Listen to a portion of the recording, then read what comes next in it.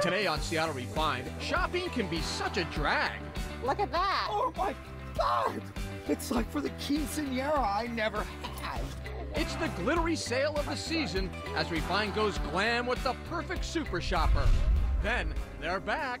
So we're taking care of every sense that you can possibly engage in.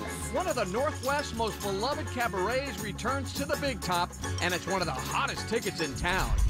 And the West Coast family that just cashed in on national television. As a family, we won $72,000.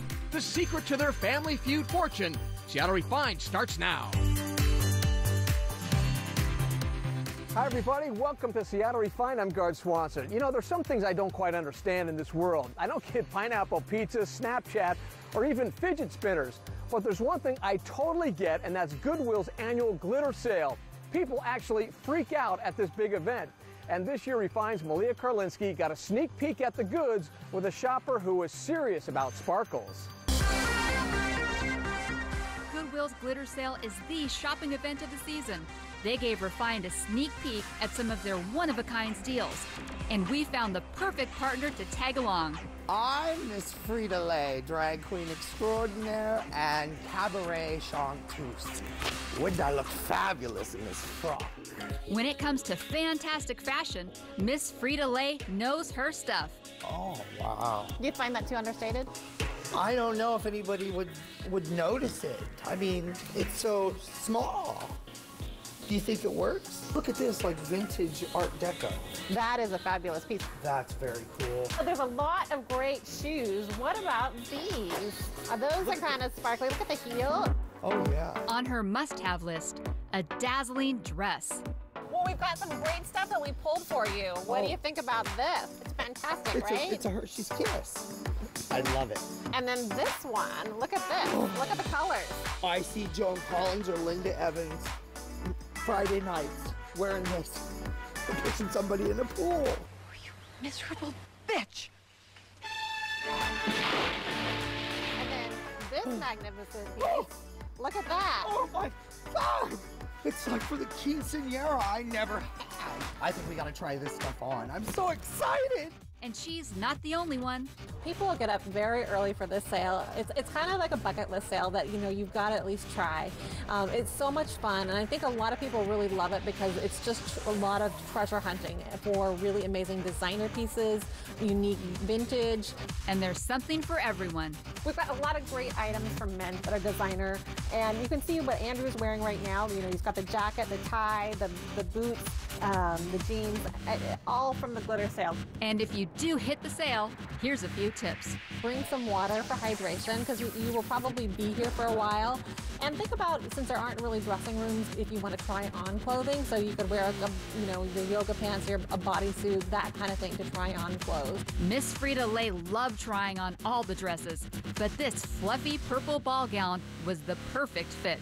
Come on down to the glitter sale and get your sparkle on. Malia Karlinski, Seattle Refined. Goodwill's annual glitter sale happens this Saturday and Sunday in South Seattle.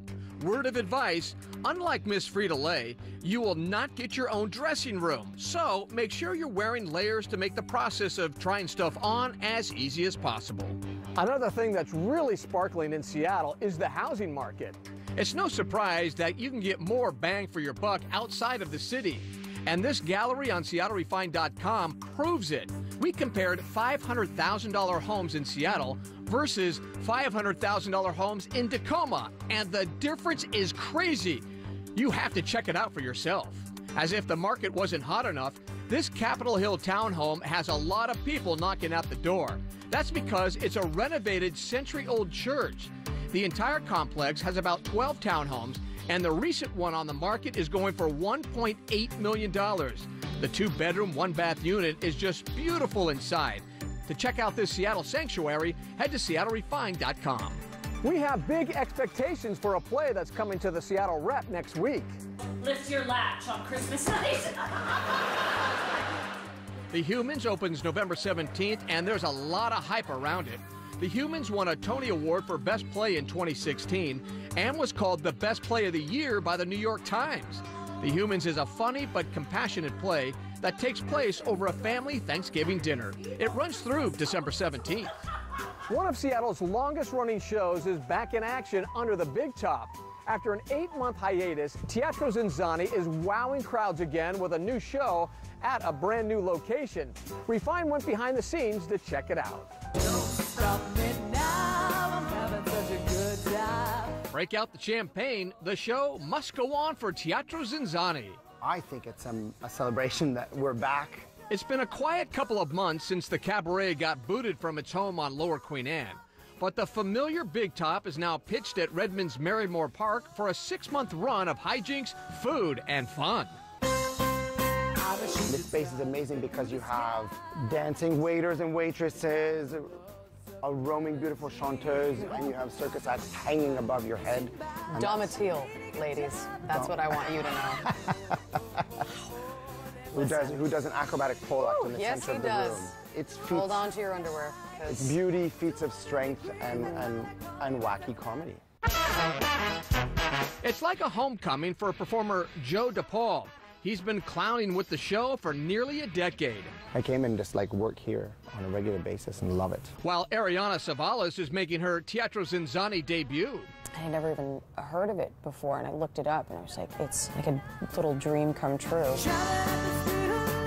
And all of the people that are working in the show are amazing improvisers, and when you say you work with a bunch of clowns, you're literally working with a bunch of clowns, so, you know, but in the best way possible. Teatro's new show, Love, Chaos, and Dinner, is sort of a show within a show, where every night the plot thickens as the cast anxiously awaits the arrival of a famous restaurant critic.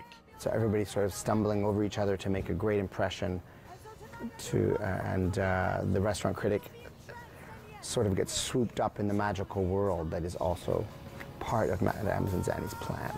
And not only is the show new and exciting, so is the menu. Created from the genius culinary mind of James Beard Award-winning chef Jason Wilson. There's food. There's like a lovely dinner.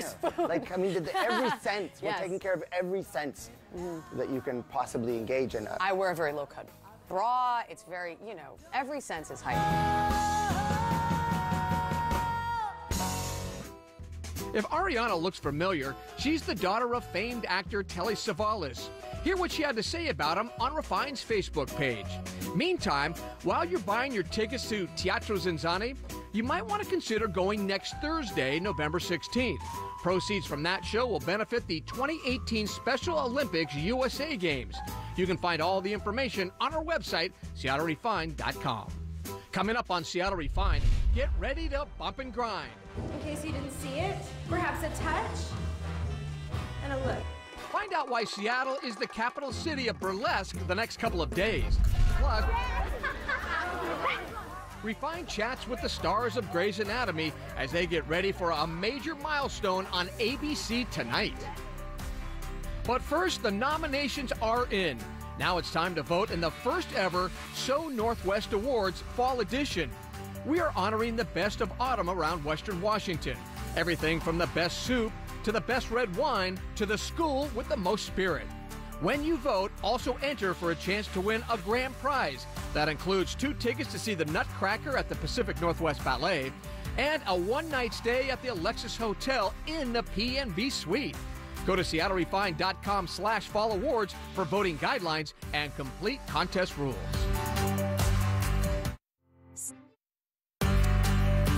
Welcome back to the show. I'm Garth Swanson. Next to Jeopardy and Wheel of Fortune, one of the classic game shows of all time, of course, is Family Feud. It's been around since the mid-'70s, and just getting selected to be on the show is like winning the lottery. Dan Rascone shows us one West Coast family who not only competed on Family Feud, but won big. We are an extremely close family. Sit around the table. I was just like, with the Erickson family. I am super competitive. And you quickly begin to realize good TV. Why they were chosen out of thousands of families. And so I think it was natural for us to appear on the popular Family Feud show. What's up, Zach? How we doing, Steve? How you doing, man? I'm doing fantastic. How are you, sir? We're really good at the game. Men like women in lingerie, women like men in what? Sports cars. All of us are pretty good looking. We talk well and we're loud. Cherie Erickson and her 4 kids just didn't win 1 game. No, they went on to win 5 games in a row, the limit any family can win, which included winning a new car. As a family, we won $72,000. Divided by 5, that's about $14,000 apiece. It's awesome. Welcome to Family Feud. It all started back in January when Family Feud producers came to Utah for auditions. The Ericksons say producers were clearly looking for people who could make great TV. They want a lot of clapping and dancing, and my family's pretty good at that. The lights and the cameras don't really bother me, faze me. Zach was a natural for producers. He's a head football coach at Skyline High, so he hates to lose. That's why he became the team captain. All right, you ready? Yes, sir. 20 seconds. It became more competitive. Every game we won, you wanted to win the next one that much more. Tell me a word that rhymes with peepers. Jeepers. Try again. Keepers. Tell me a word. But the family admits it was no easy task because you have to think on the fly. A plane? I'm pretty sure I was the worst. And that results in some pretty dumb answers. Name something a kid puts on his bicycle. You said cup. Survey said. It's a lot harder in real life to play that game than sitting on a couch playing the game. So how does the family plan to spend their winnings? Well, each member has a different idea as to what they want to do. For Zach, he just moved into this new home and is hoping to put in a new yard. The cash will not last long. But the memories his family experienced over a 2-day taping period in March will live on through generations to come. Best weekend ever. The family's episode aired in September, and last we checked, they are still waiting for their cash. Coming up on Refined, the tease is on at a unique convention hitting town. Plus, you may see some original fan favorite characters on Grey's Anatomy tonight.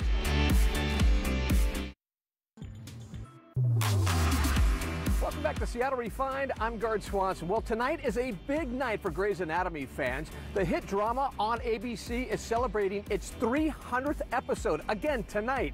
Now, we're not going to give away any spoilers, but there will be ghosts from the past. We are huge fans of Grey's Anatomy on Refined. We recently got up close and personal with the stars when they returned to Seattle this summer to film scenes for the current 14th season. Kelly Koopman shows us what went down. A helicopter over Elliott Bay, a ferry boat crossing the Sound. Nothing out of the ordinary for a sunny Seattle day. Seattle. Except when they become part of a scene for the hit TV show Grey's Anatomy. It's nice to get up here and reconnect the show to its Seattle roots. We haven't been here in, I think, 12 years, so it's great to be back. It definitely is an important character to the show, the city. Several actors made the trek to the Emerald City to shoot scenes for the show's upcoming 14th season, which will include episode 300. I don't even know what that means. The Seattle shoot lasted only a few days, but it gave the actors a welcome break from being stuck in the studio back in LA. We were shooting on the Fremont Bridge. I mean, we had some very cool fans that were out there. So as a performer, as an actor, somebody trying to communicate a story, it's always helpful to be in the most realistic environment that you possibly can. The scenes took the crew to the Fremont Bridge, Gasworks Park, Cary Park, along the waterfront, and of course, on a ferry. Ellen Pompeo was on that ferry, looking beautiful in the sunlight, and that helicopter is trying to capture the majesty of all of Seattle in Ellen Pompeo. While none of the Seattle scenes will appear in the season premiere, they will be scattered throughout the rest of the episodes leading up to episode 8's mid-season finale. They're making up stuff on the spot. They're just like, well, let's shoot this and we'll find a spot to get it in. Kevin McKidd is on double duty, acting and directing while in Seattle. I'm starting to really feel like I've found my feet as a director. And it's been such a great training ground for me. Also returning to the director's chair, Debbie Allen, who, despite the chaos of coordinating a helicopter shooting aerials of Ellen Pompeo's Meredith Grey, still had time to hang with the fans. The cast isn't sharing much about what season 14 will bring. You have no idea what's going to happen next episode when we come to these read-throughs and the surprises and it keeps you on your feet. But we do know the action starts right up where the last season ended. Bailey is leading efforts to clean up the damaged hospital. An early episode will flash back to Owen, his sister, and Nathan in Iraq, and some let slip that the table read for the season premiere brought a lot of laughter. That's kind of always the case with us. No matter how serious something is, you have to find the human humor in it. Otherwise, how are you going to get through anything? So that's what the new season feels like. It feels like this is very sort of positive, upbeat, uplifting theme for this new season. And nearly 300 episodes in, there's a reason these actors and their fans keep coming back. The number one reason is I continually enjoy Miranda Bailey. She never ceases to amaze me. She never disappoints me. I still don't know what's going to come out of her mouth yet next, and that's what's really exciting. So as long as I can be satisfied creatively and still feel alive and still feel vibrant, I'm tremendously grateful for it. The 300th episode of Grey's Anatomy airs at 8 o'clock tonight, right here on Como 4. We'll be right back. But first, Seattle Refined and Star 101.5 are teaming up to give you a chance to win tickets to the Trans-Siberian Orchestra. The Holiday Rockers will play 2 shows at Key Arena November 25th. Every day this week, we'll show you a different song title. Today's title is The Wisdom of Snow. Next, listen to Star at 3:45 for your cue to call. Be the 10th caller with the correct song to win a pair of tickets. Plus, we'll also pick a grand prize winner who will get to watch the concert from their own private suite. See complete rules at star101.5.com/contest. Welcome back to Refined. I'm Gard Swanson. I think Seattle is the top pet-friendly city in the country. And if you aren't convinced, check this out. There are plenty of places to take your pup where you can treat yourself and your furry best friend. From a Tom Douglas bakery to a Capitol Hill butcher, there are dog-friendly spots that we didn't even know existed in Seattle. To read the list, head to SeattleRefined.com. Seattle is a hotbed for a lot of things. Great food, great music, and believe it or not, great burlesque. And right now, people from all over the world are here for a convention dedicated to the sultry art form. It's called BurleyCon. All you really need is the eyes.